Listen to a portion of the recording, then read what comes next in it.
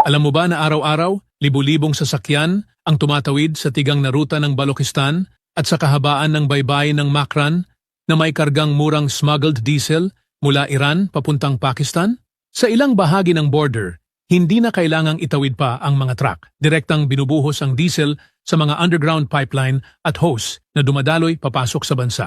Ang smuggling na ito ay hindi lamang simpleng krimen. Isa itong alternatibong ekonomiya na patuloy na umiiral kahit na may mga batas laban dito. Tinatayang 14% ng kabuuang konsumo ng langis ng Pakistan ay mula sa smuggled diesel na umaabot sa mahigit $1 bilyong kada taon. Sa kabila ng paulit-ulit na crackdown ng mga autoridad, nagpapatuloy ang iligal na aktibidad dahil mahigit 2 milyong katao ang umaasa rito bilang pangunahing kabuhayan. Ang likidong ginto ng rehiyong ito ay hindi lamang simbolo ng kita. Ito rin ay malinaw na larawan ng kahirapan, kawalan ng oportunidad at kawalan ng pag-asa. Isang industriyang isinilang hindi sa luho, kundi sa matinding pangangailangan.